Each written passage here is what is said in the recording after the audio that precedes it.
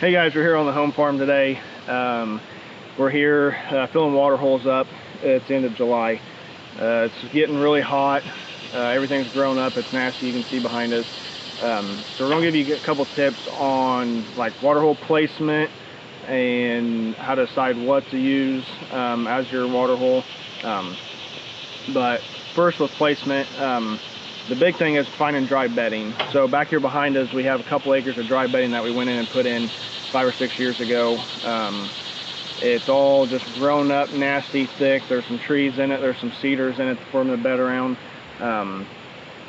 So what I mean by dry bedding is that when them deer get up to browse, all they have is like woody browse, dry grass. There's nothing, there's no green anything around it during the winter. So come deer season, when deer are bedding here, they have no source of water intake, moisture intake while they're in bed. So deer will get up and feed or browse several times during the day in their bed, but when they bed in something that's dry, they need something to help digest all the briars and woody browse that they've eaten while they're in bed there. So a good place, like I said, is on dry bedding. So right here behind us is dry bedding, which is why we have our water hole right here.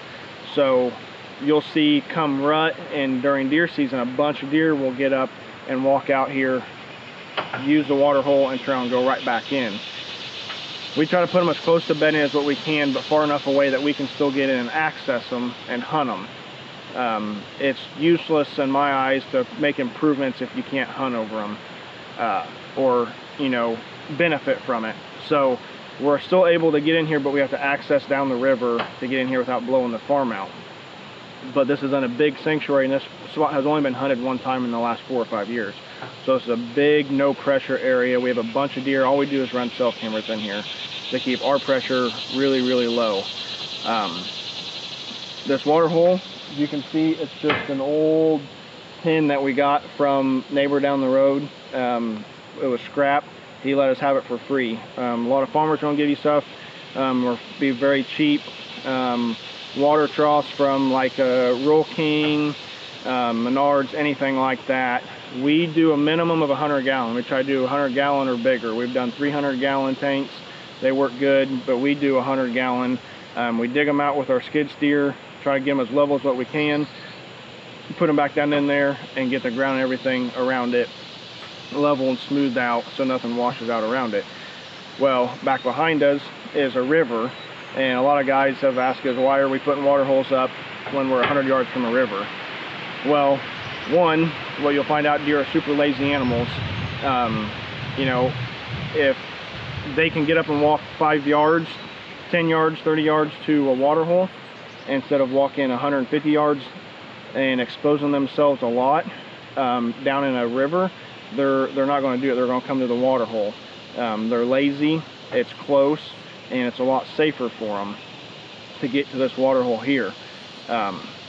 So we have a bedding right here behind us. We have another bedding over here. So other places that are good to do them are places that bucks are cruising. What you'll find is a lot of your water hole will get used during the rut. When bucks are moving, does are moving, getting chased, this water hole will have probably 60 to 75% of our pictures on it during the rut for the whole year. We will get a little bit during the summer and stuff when it gets real hot, but with everything green, everything's retaining moisture and has some kind of moisture in it, so they don't need as much then or now as what they do in the fall when everything's dormant and dead. So that's why water holes, you'll see, have a lot more action on them in the fall when everything goes dormant and dry and dead, because there's nothing anywhere else for them to retain moisture other than in your green food plots or a water hole or creek or something like that. So between bedding areas, cruise routes, right off dry bedding, we do have one on a food plot, but they don't use it as much. We see a lot more activity on stuff that's by dry bedding. You know, it gives us another stand location to hunt, another place to hunt. We're not crazy about putting them on food plots because you're already going there to hunt the food plot. The only reason we have that there is because it's in a big cruise route during the rut, just enough to get deer to stop when they're going through the plots into the other bedding. But this one here is between bedding areas, right off dry bedding, 150 yards from the river, so we're getting deer cruising the river, east and west. We got a big edge here, so we're getting deer that are going north and south along this dry bedding. So it's in a spot where there's a lot of rut movement already, a big sanctuary, so deer are moving during the daylight hours in here, and it's a good spot to get in here. Up the river, like I said, we're only 150 yards from the river, so we only have 100 yards of room for deer to cut our scent trail to get to the stand in here. But this is a big sanctuary on our farm. This whole 80 on this side of the 160 pretty much only gets hunted once a year maybe, and this back 40 has only been hunted one time in the last 4 or 5 years. So this 40-acre corner back here does not get much pressure at all, only when we come in to hang cameras and redo batteries on the cell cameras. So we will, in the middle of September, we'll come in here, put a cell camera on it, and it will last most of the season until we start getting really cold temperatures. And then we'll come back in here again.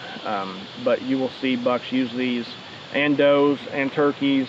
I mean, it will benefit, it won't just benefit deer. You'll see poults on it, you'll see raccoons, you'll see, we've had coyotes, we've had bobcats on it, deer. I mean, everything is going to benefit from this. You know, so it's not just a deer hunting thing. You know, one of the #1 things that kills poults is dehydration in the summer. A lot of people don't know that, so we get a bunch of turkeys on these too when they're having their poults.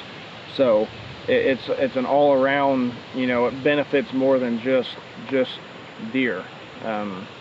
So hopefully you guys are able to take this and put it on your farm somewhere, learn from this. Don't hesitate to shoot us a text, give us a call, message us on any of our social media platforms. You know, we're here to help. That's what we do. So don't hesitate, and go like and subscribe on the YouTube channel, and we will start planting fall plots here pretty soon.